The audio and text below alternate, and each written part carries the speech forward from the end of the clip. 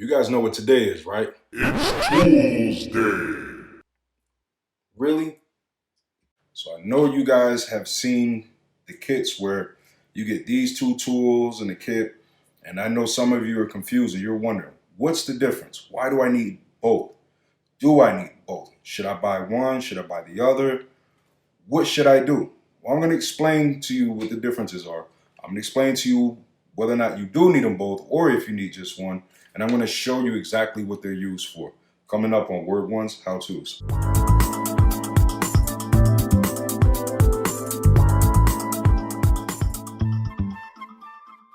All right, let's jump right into this.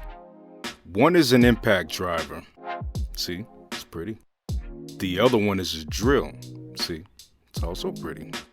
Even though you see them together a lot and they do look just alike, there are very different things about them and they have different uses even though they work together. They also work the same. You'll see why. Let's start off with the drill. The drill was the only tool for quite a while when it came to putting in screws and drilling holes. Now we have an impact driver, of course, which we'll get to in a second. But the drill, you can distinguish it because it has a chuck and not a collet. The drill was meant to have constant torque, and it's mainly for drilling holes. Now, it has a constant spin going on it, which is important to remember when we talk about the impact driver. But keep in mind that the drill is mainly, keyword being mainly, for drilling holes. Now let's switch things up to the impact driver. The primary function of an impact driver is for driving fasteners and screws. An impact driver has more force than a drill. It senses resistance, which is why you hear that bop, bop, bop, bop, bop, bop, bop, bop sound. Yeah, please don't judge me.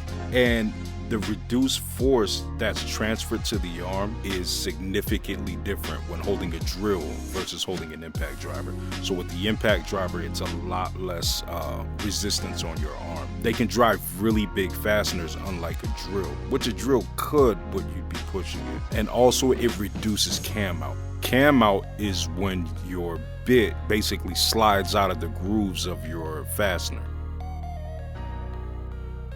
Another difference between an impact driver and a drill is an impact driver uses hex shank bits and it goes into its collet, not a chuck. So the collet locks the bits in place, that way they don't slip out. Now let's show that impact driver in action, driving in a screw.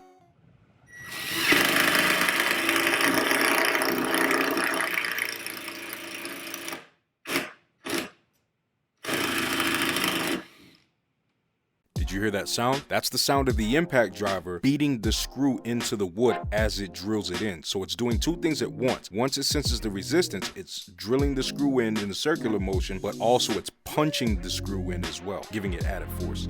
Now let's see the drill in action doing what it does best, drilling.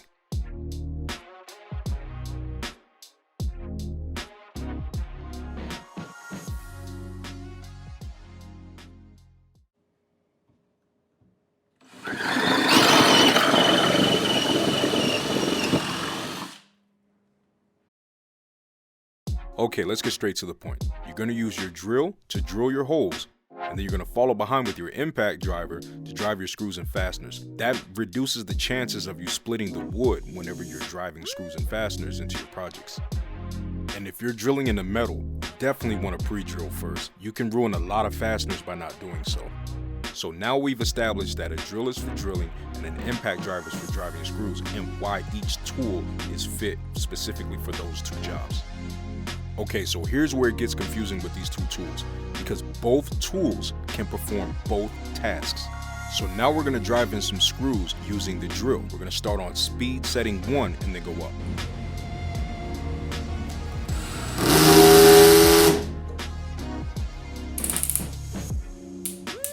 Setting 2.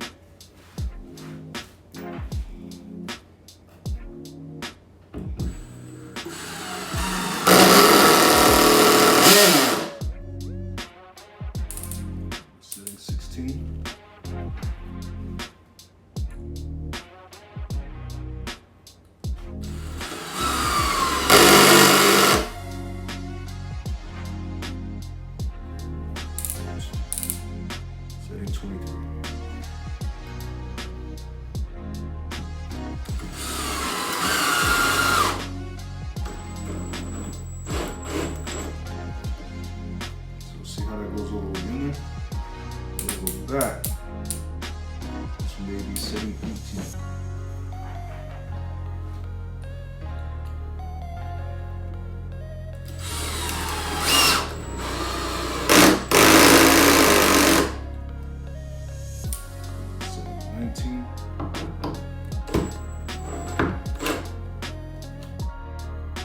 So as you can see, when it comes to drilling screws with a drill, it's more about precision. So now you're going to see me drilling a screw with an impact driver. So I'm going to drive this screw using setting 1, then setting 2, then setting 3. That way you can see the difference in the speed of driving the screw.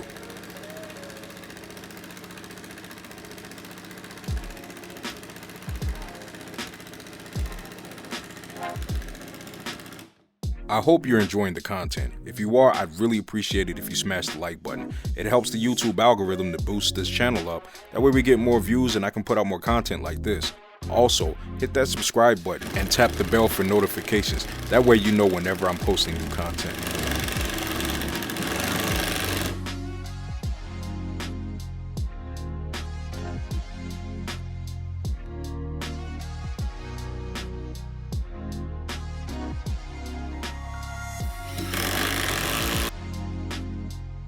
Now I'm going to drill a hole with the impact driver.